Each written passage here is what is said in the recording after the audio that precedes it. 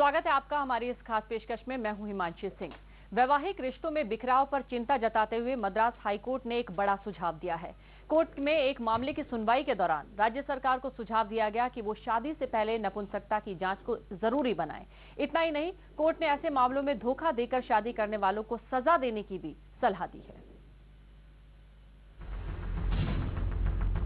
पति पत्नी के रिश्ते में बढ़ती दूरी, नाकामयाब होती शादियां और तलाक के बढ़ते मामले स्वस्थ समाज के लिए एक बुरा संकेत है।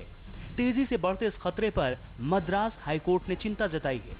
मद्रास हाईकोर्ट ने नपुंसकता और सेक्स में रुचि न होने की वजह से शादियों के नाकामयाब होने की बढ़ती घटनाओं से चिंतित होकर केंद्र सरकार और राज्य सरकार को एक नई व्यवस्था पर विचार करने के लिए कहा है। मद्रास हाईकोर्ट ने सरकार से शादी से पहले मेडिकल चेकअप को जरूरी बनाने पर विचार करने को कहा है। अगर कोई लड़का या लड़की अपने पार्टनर से अपने स्वास्थ्य के बारे में जानकारी छिपाता है तो ये ठीक नहीं है।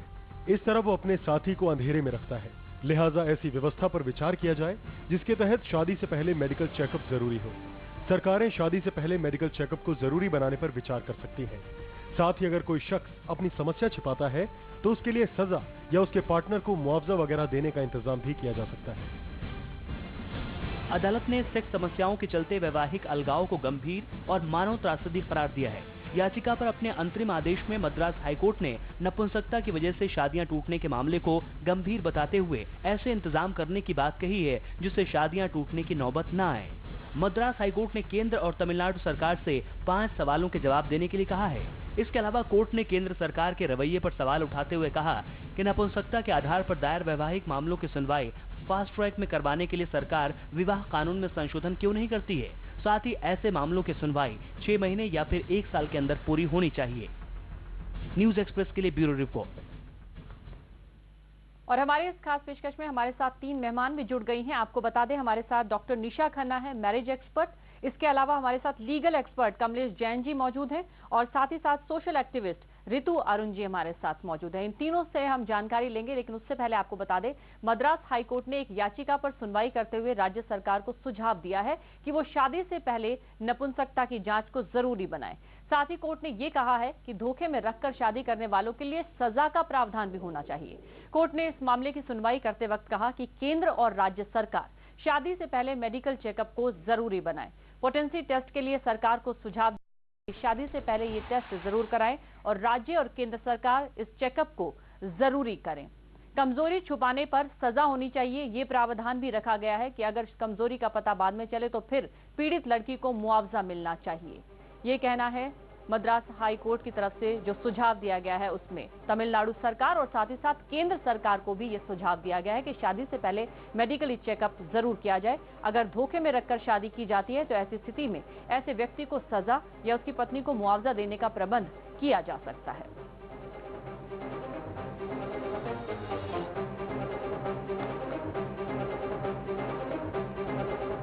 और तीनों मेहमान हमारे साथ बनी हुई हैं। सबसे पहले हम लीगल एक्सपर्ट कमलेश जैन जी के पास चलेंगे। कमलेश जी, सबसे पहले आप लीगली डिफाइन कीजिए कि जो ये सुझाव दिया गया है हमारे समाज में व्यवहारिक तौर पर इसे लागू करना कितना कारगर होगा। सुझाव जो है बहुत ही स्वागत योग्य है और इसको जरूर लागू किया जाना चाहिए, क्योंकि मैंने खुद इतने सारे केसेस किए हैं जिसमें मैंने देखा है कि लड़के में मैनहुड नहीं है और उसने शादी कर ली है और इस वजह से लड़की का जीवन बिल्कुल नर्क हो जाता है। मध्यम वर्ग की लड़कियां यदि हैं, निचले वर्ग की लड़कियां यदि हैं, तो फिर उनके माँ बाप भी उन्हें अपने घर नहीं लाना चाहते हैं, न केस करने देना चाहते हैं। उनको तमाम उम्र उसी नपुंसक व्यक्ति के साथ बिताना पड़ता है। 2 तरह की नपुंसकता होती है, एक मैनहुड का नहीं होना कि वो परफॉर्म नहीं कर सकते सेक्सुअल इंटरकॉर्स, और दूसरा है कि फर्टिलिटी का नहीं होना, यानी बच्चे नहीं हो सकते हैं। तो बच्चे नहीं हो सकते हैं एक तरह से क्षम्य बात हो सकती है, लेकिन कई दंपति में बच्चे होना ही बड़ा मुश्किल का काम होता है और बच्चे नहीं होने पर लोग तलाक देने पर आमादा हो जाते हैं जी। तो इस तरह से दोनों ही परिस्थिति में दोनों टेस्ट होने चाहिए और दोनों टेस्ट होने के बाद ही शादी होनी चाहिए। अदरवाइज इसमें जो धोखा होता है फिर उस धोखे से निपट पाना या उससे उबर पाना बड़ा मुश्किल होता है जी। साथ ही हमारे साथ मैरिज एक्सपर्ट डॉक्टर निशा खन्ना भी है। डॉक्टर निशा, 2009 में इम्पोर्टेंसी के चलते जो वैवाहिक रिश्ते टूटे हैं उनकी संख्या 88 थी और अब ये आंकड़ा बढ़कर 715 हो गया है। यानी माना जाए कि बहुत अहम वजह है संबंधों में बिखराव की है। देखिए, सेक्सुअल रिलेशनशिप बहुत इंपॉर्टेंट रीज़न है, बट अगर आप मुझसे पूछे तो मैं ये बोलूँगी सिर्फ सेक्सुअल इम्पोर्टेंसी का रीज़न ये नहीं है कि वो स्पर्म्स काउंट कम है या और भी, कई बार साइकोलॉजिकल बेस भी होता है। अगर वो सेक्सुअल टेस्ट कराते हैं, बहुत बार मैं कई क्लिनिक में पेशेंट्स देखती हूँ, उनकी सेक्सुअल रिपोर्ट्स बिल्कुल ठीक होती हैं, बट कहीं ना कहीं उनकी साइकोलॉजिकल रिपोर्ट्स में प्रॉब्लम होती है। तो कहीं ना कहीं अगर वो कंसिडर कर रहे हैं कि सेक्सुअल इम्पोर्टेंसी टेस्ट, तो मेरे अकॉर्डिंग मेरे ख्याल से प्री मैरिटल काउंसलिंग के साथ साथ पर्सनालिटी टेस्टिंग ज्यादा जरूरी है, ताकि पता लगे, क्योंकि मेल के सेक्सुअल परफॉर्मेंस में कमी उसके लैक ऑफ कॉन्फिडेंस की वजह से आती है, वो भी एक बहुत बड़ा रीजन है। जी, और साथ ही हमारे साथ सोशल एक्टिविस्ट ऋतु अरुण भी हैं, उनसे हम जानेंगे। ऋतु जी, ये बताइए कि इस बदलाव को आप किस तरह से देखती हैं कि कभी जो चीजें हमारे समाज में टैबू मानी जाती थी, खुलकर लोग उस पर बात कर रहे हैं। कह रहे हैं बहुत अच्छा स्टेप लिया है जो मद्रास हाई कोर्ट ने लिया है। इससे जो लोगों को डिवोर्स के तनाव से गुजरना पड़ता था, मानसिकता उनकी एकदम रिलेशन से ख़त्म हो जाती थी, वो चीज़ बहुत अच्छी इम्पोर्टेंट है ये लाइफ में कि जिनका पता चल जाए पहले ही कि अगर वो फर्टिलिटी नहीं है, टेस्ट से पता चल जाएगा तो वो मैरिजेज ही नहीं होंगी। इससे लड़का लड़की बहुत अच्छा सामाजिक उनके पर असर पड़ेगा कि जो वो तनाव से गुजरते, जो डिवोर्स के तलाक होते हैं, वो डिवोर्स होते हैं इनके कारण कि फर्टिलिटी नहीं हो पाती, बच्चे नहीं हो पाते, या सेकंड मैरिज का ऑप्शन लेता है हस्बैंड, तो उस चीज़ से मैं समझती हूँ औरत के ऊपर ज़्यादा इफेक्ट पड़ता है, क्योंकि सबसे ज़्यादा तनाव जो है औरत को झेलना पड़ता है। उस चीज़ से औरत बहुत अच्छी तरह से निकल पाएगी। अगर आदमी, कई बार होता है कि आदमी मानने को तैयार नहीं होता कि उसके अंदर इनफर्टिलिटी है, वो औरत को ही दोषी मानता है, तो उस चीज से लड़कियों को भी बहुत निजात मिल जाएगी, साथ साथ आदमियों को भी निजात मिलेगी। जी, कमलेश जैन जी, मेरा अगला सवाल आपसे है। थोड़ी देर पहले आप बात कर रही थी औरतों के संदर्भ में कि कई बार ये होता है कि मध्य वर्गीय परिवार की अगर लड़की है तो वो चुप रहना ज्यादा पसंद करती है और परिवार वाले भी वापस बुलाने के लिए तैयार नहीं है।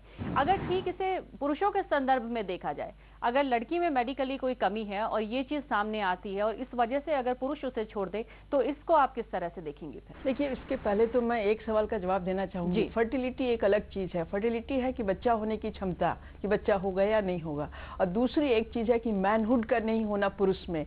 मैनहुड का नहीं होने का मतलब है कि सेक्सुअल इंटरकोर्स का परफॉर्मेंस हो ही नहीं सकता है, तो वो ज़्यादा त्रासदी है शादी में, वो ज़्यादा कठिन चीज़ है लड़कियों के लिए खासकर। उस मामले में लड़की यदि गरीब घर की है तो उसका निकल पाना इससे मुश्किल होता है, लेकिन लड़का जो है उसमें इस तरह की, लड़कियों में इस तरह की कोल्डनेस कम पाई जाती है, नहीं के बराबर पाई जाती है कि उसके साथ सेक्सुअल इंटरकोर्स नहीं किया जा सके। इसलिए लड़कों के लिए उतनी समस्या नहीं है। समस्या ये होती है लड़कों में जो कि उनके यहाँ मैनहुड नहीं है। जब मैनहुड नहीं होता है तो ऐसे लोग जरूर शादी करते हैं लड़कियों से, और शादी के बाद बहुत टॉर्चर करते हैं जिससे कि वो लड़की खुद ही छोड़ करके चली जाए वहाँ पर, और तलाकशुदा होने का ठप्पा उस लड़के पे लग जाए, जिससे कि मैनहुड नहीं होने का जो ठप्पा है वो हट जाए। ये ज़्यादा सीरियस चीज़ है किसी भी शादी में। वैसे भी फर्टिलिटी होना नहीं होना ये कोई ग्राउंड नहीं है तलाक का। इस ग्राउंड पे तलाक नहीं हो सकता है। बच्चा होना नहीं होना ये ईश्वर की देन कही जा सकती है। जी डॉक्टर निशा, इसको कोई ग्राउंड बनाया ही नहीं है। ये माना जाता है कि जो शादी है वो सिर्फ लड़का लड़की के बीच नहीं होती, समाज दो परिवारों के बीच में होती है। तो जब अगर इस तरह की बात सामने आए तो ये माना जा सकता है ये वजह सिर्फ दो व्यक्तियों के संबंध नहीं बल्कि बाकी संबंधों में भी बिखराव आता है। इससे सारे संबंधों में बिखराव आ जाएगा, बिल्कुल आ जाएगा। ये सवाल मेरा डॉक्टर निशा से था। सॉरी जी। मैं यहाँ पर ये कहना चाहूँगी कि मेरे पास क्लिनिक में केसेस है, चाहे वो 1 महीने की शादी हो या 20 या 25 साल की शादी हो, जिसमें स्पेशली ये सेक्सुअल रिलेशनशिप पर जो क्वेश्चन मार्क है वो है। अगर 25 साल या 11 साल 10 साल या 1 महीने की शादी में अगर सेक्सुअल परफॉर्मेंस में प्रॉब्लम आती है तो ज़रूरी नहीं है, मैं बार बार कह रही हूँ, वो इम्पोर्टेंसी हो, कई बार साइकोलॉजिकल प्रॉब्लम्स भी होती है। और अगर लड़कियाँ नहीं छोड़ती हैं या लड़के भी ऐसे रिलेशनशिप को नहीं छोड़ते हैं तो कई बार वो इमोशनली कनेक्ट होते हैं।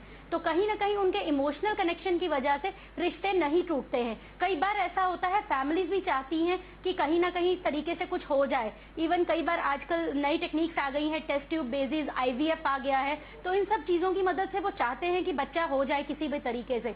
तो कहीं ना कहीं मैं ये कहूंगी कि अगर दोनों परिवारों की कोशिश होती है शादी चले, बट कहीं ना कहीं अगर वो ट्रीटमेंट कराना चाहें तो इसके ट्रीटमेंट्स भी हैं।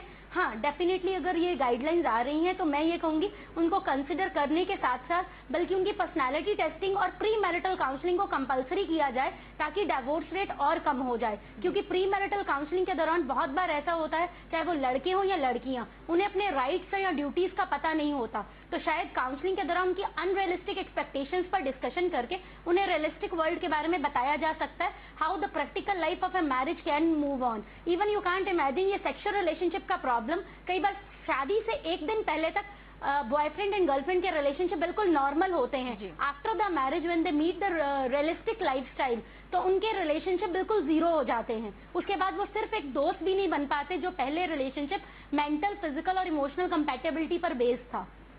जी, तो आप एक सोच सकते हैं कि एक कपल जो शादी से पहले रिलेशनशिप बनाता है वो बाद में क्यों नहीं बना पाता। तो इसके लिए कहीं ना कहीं साइकोलॉजिकल रीजंस जिम्मेदार हैं। एक कपल के बीच में कई बार ऐसा भी होता है, मैरिड लाइफ नॉर्मल होती है, बीच में ऐसे फेसेस आते हैं कि अगले 10 साल में आगे मैं रिलेशनशिप रहते ही नहीं। सवाल करूंगी, अभी हमें यहाँ एक ब्रेक के लिए रुकना होगा, फौरन हाजिर होंगे, आप बने रहिए हमारे इस खास पेशकश में।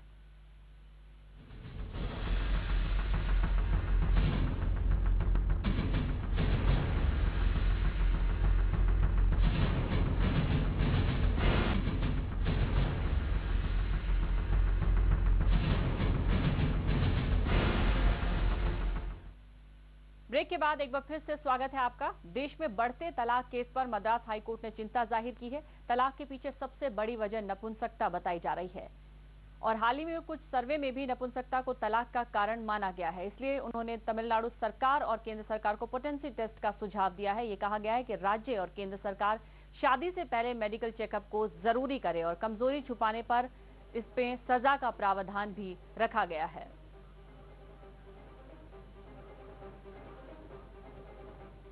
और इससे पहले हम तीनों खास मेहमान के पास चले, उससे पहले आपको बता दें कि मद्रास हाईकोर्ट के निर्देश पर हमने दिल्ली में कुछ महिलाओं से बात की। सुनिए शादी से पहले किसी शख्स के मेडिकल चेकअप पर क्या कहती हैं महिलाएं। कि ये गलत है क्योंकि सबकी अपनी फ्रीडम है।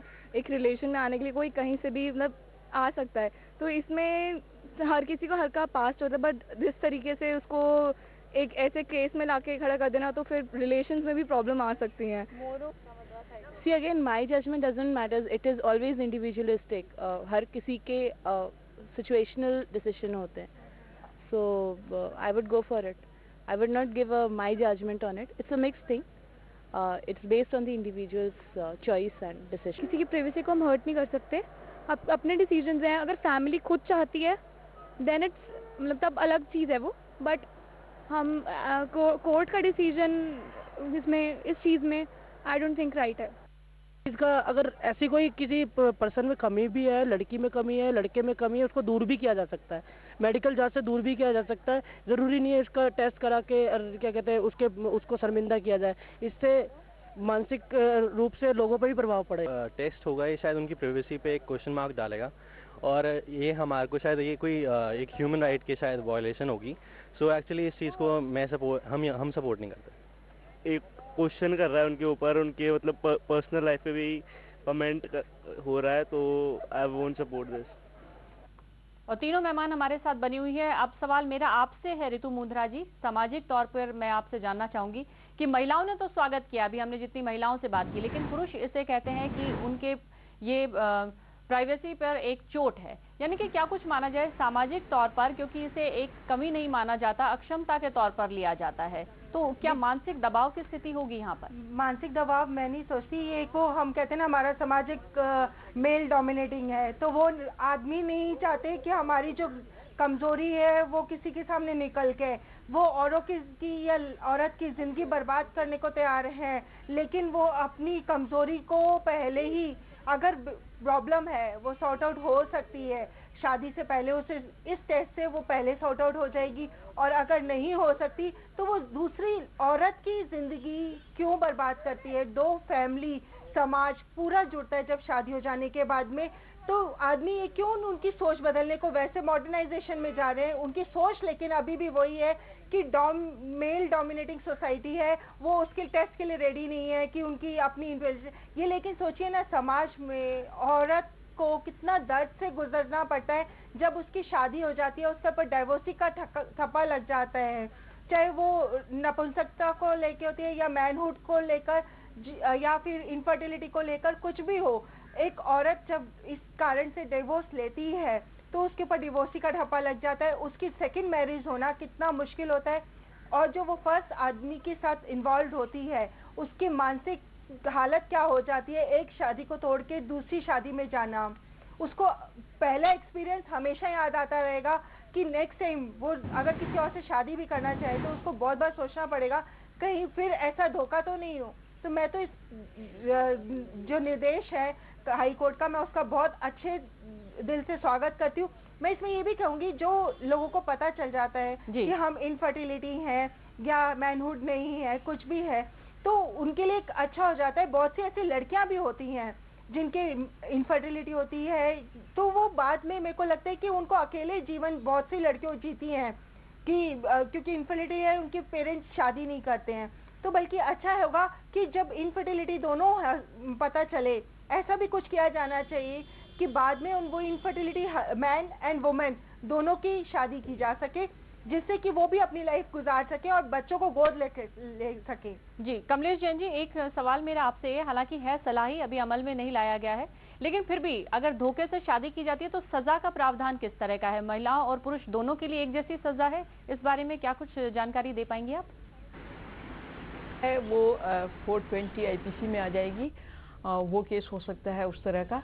लेकिन मैं एक बात क्लियर करना ये चाहती थी कि मैं बायोलॉजिकल डिफेक्ट इन मैनहुड उसकी बात कर रही थी। इमोशनल एंड साइकोलॉजिकल चीजें तो अलग हैं जी, उनको क्योर किया जा सकता है, लेकिन कुछ बायोलॉजिकल डिफेक्ट होते हैं लड़कों में जिनमें मैनहुड हो ही नहीं सकता, तो वहाँ लड़की बहुत सफर करती है। वहाँ उसके ऊपर जो स्टिग्मा लगना है वो तो लगता ही है। गरीब घर की लड़की, मिडिल क्लास की लड़की शादी को छोड़ भी नहीं पाती है, और ताउम्र वो एक इस तरह के प्रॉब्लम से गुजरती है जिसको कह पाना मुश्किल है। शादी हमने की है लेकिन we can not have sexual relationship with our husband. ये जो ट्रॉमा है औरत का, ये उसको साइकोलॉजिकली, मेंटली, फिजिकली हर तरह से बर्बाद कर देता है। इसीलिए कम से कम इस बात का टेस्ट तो शादी के पहले जरूर होना चाहिए, क्योंकि जो लोग ऐसे होते हैं वो धोखे से ही शादी करते हैं और शादी करके लड़की को बहुत ज्यादा टॉर्चर देते हैं। बिल्कुल, और शादी टूटने की जो अहम वजह है नपुंसकता हो सकती है, ये आंकड़े भी बताते हैं जो 88 से 715 हो चुके हैं। इस बारे में मैं डॉक्टर निशा से सवाल करूंगी, लेकिन एक छोटे से ब्रेक के बाद। अभी हम रुक रहे हैं यहाँ पर एक ब्रेक के लिए, जल्द हाजिर होंगे। देखते रहिए न्यूज एक्सप्रेस।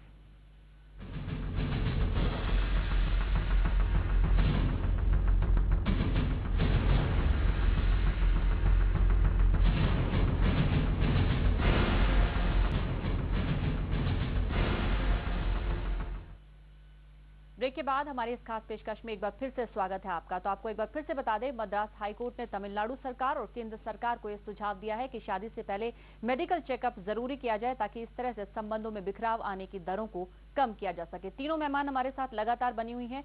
डॉक्टर निशा, मेरा सवाल अब आपसे है, आपके पास इस तरह के बहुत से केसेस भी आते होंगे, कितनी जो आंकड़े हैं वो तो सिर्फ सामने आए हैं कि जो 88 से 715 हुए हैं, बहुत से इस तरह के मामले होंगे जो अभी तक छिपे होंगे क्योंकि लोग आगे आके इस पर बोलना नहीं चाहते। आपका खुद का अनुभव क्या कहता है? मैं यहाँ पर एक चीज़ कहना चाहूँगी, जैसे बहुत सारे मेरे जो कलीग्स हैं वो बोल रहे थे, अगर एक मेल को इम्पोर्टेंसी टेस्ट के लिए जाना चाहिए तो मेरे ख्याल से फीमेल को भी उतना ही ज़रूरी है। ऐसा नहीं है कि सिर्फ मेल ही सोसाइटी में ऐसे है, बहुत सारी फीमेल्स हैं जिनमें भी फिजिकल प्रॉब्लम्स हैं।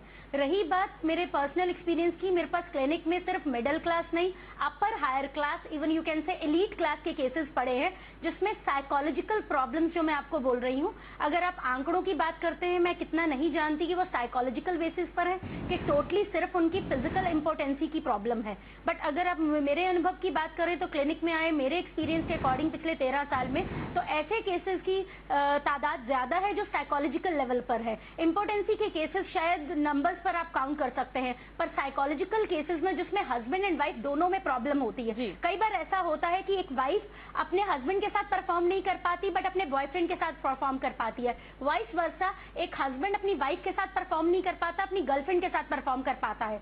तो समझने की कोशिश करिए, कई बार ये प्रॉब्लम सिर्फ और सिर्फ फिजिकल इंपोर्टेंसी या सेक्सुअल इंपोर्टेंसी टेस्ट की नहीं है, साइकोलॉजिकल प्रॉब्लम्स हैं जिसमें कई बार पर्सनालिटी इश्यूज होते हैं। बहुत सारे ऐसे केसेस हैं जिसमें मेल बहुत डोमिनेटिंग होते हैं, फीमेल बहुत सबमिसिव होती है, तो वो मेंटली कनेक्ट नहीं हो पाती, इमोशनल कनेक्ट नहीं हो पाती, जिसकी वजह से वो परफॉर्म नहीं कर पाती। सेम वाइस वर्सा मेल के साथ भी ऐसा होता है, मेल भी कई बार इमोशनली जो ज्यादा इमोशनल होते हैं वो कनेक्ट नहीं कर पाते, तो वाइफ के साथ परफॉर्म नहीं कर पाते। और कई बार वाइफ की personality as compare to male बहुत स्ट्रांग होती है, और इसका मैं रीजन ये नहीं दूंगी कि वो शादियां इसलिए नहीं तोड़ते हैं क्योंकि वो उनके पास कोई चारा नहीं रह जाता। एलीट क्लास के भी, मिडिल क्लास के भी, अपर क्लास के भी ऐसे बहुत सारे केसेस हैं जो शादी में इसलिए रहते हैं क्योंकि वो एक दूसरे से प्यार करते हैं या वो उनकी फैमिलीज को प्यार करते हैं। शादी से निकलना मुझे लगता है सबसे आसान काम इसलिए नहीं होता क्योंकि इमोशनली आप कनेक्ट होते हो, और शायद ये वजह भी बनती है डोमेस्टिक वायलेंस की। डॉक्टर निशा, बिल्कुल डोमेस्टिक वायलेंस की कंडीशन ऐसे केसेस में कम होती है, बट बहुत रेयर केसेस हैं जिनमें डोमेस्टिक वायलेंस का रीजन सेक्सुअल इंपोर्टेंसी होता है। मैं ये बोलूंगी, इस बात से मैं सहमत नहीं हूँ, उनमें पर्सनैलिटी इश्यूज डिफरेंट होते हैं। सेक्सुअल केसेस में कई बार, बल्कि डोमेस्टिक उन केसेस में होता है जिसमें पार्टनर सेक्सुअली ज्यादा एक्टिव होता है। जब पार्टनर सेक्सुअली स्पेशली मेल ज्यादा एक्टिव होता है तो डोमेस्टिक वायलेंस की नौबत ज्यादा आती है, या वो कुछ और पर्सनैलिटी इश्यूज होते हैं जिसमें वाइफ ज्यादा अर्निंग होती है, वाइफ का टेम्परामेंट का डिफरेंट इशू होता है, ऐसे केसेस में या फाइनेंशियल इश्यूज होते हैं तो वहां पर डोमेस्टिक वायलेंस का रोल आता है। ऐसे केसेस में डोमेस्टिक वायलेंस का रोल इतना बुरा नहीं, इतना ज्यादा नहीं है जी। बट ऋतु मुंद्रा जी, अगला सवाल मेरा आपसे डिफरेंट हो जी। ऋतु मुंद्रा जी, आपसे मेरा सवाल है कि ये हर कोई जानता है कि अगर इस तरह की शारीरिक कमी अगर आप में कोई है तो ये कुदरती होती है, इस पर आपका कोई कंट्रोल नहीं है, लेकिन अगर इस तरह की बातों का खुलासा हो जाए तो उसके लिए भी तो वो जीवन सजा बन जाएगी। इस बारे में आप क्या सोचती हैं सामाजिक तौर पर? देखिए, सामाजिक तौर पर मैं ये सोचती हूँ शादी के बाद वो सजा भुगतनी ज्यादा मुश्किल होती है, क्योंकि उसमें बहुत सारे परिवार, पूरी समाज आपके साथ जुड़ जाता है, दो परिवार जुड़ जाते हैं, समाज जुड़ जाता है। लेकिन जहाँ वो अकेली है, उसको पता है कि उसके साथ ये प्रॉब्लम है, क्योंकि ससुराल में जाने के बाद में लड़की हो या लड़का हो, मैं दोनों की बात कर रही हूँ, कि लड़के को भी अपने इन लॉज में 10 बार सोचना पड़ता है क्योंकि उसकी ये चीज सामने आ जाती है, और लड़की को भी सोचना पड़ता है कि जब सबके सामने आ जाती है तो उससे अच्छा है कि बिल्कुल जरूरी है कि शादी के बाद संबंधों में बिखराव आए, उससे पहले ही जितने भी सारे तथ्य हैं, सारी बातें हैं, वो साफ हो जाएं ताकि इस तरह की चीजें न आए। और यही मद्रास हाईकोर्ट का सुझाव भी है कि ताकि जो संबंधों में बिखराव आ रहे हैं उनको थामा जा सके। बहरहाल समय की कमी है ऋतु जी, समय की कमी है। आप तीनों मेहमानों का बहुत बहुत शुक्रिया हमारी इस खास पेशकश में हमारे साथ जुड़ने के।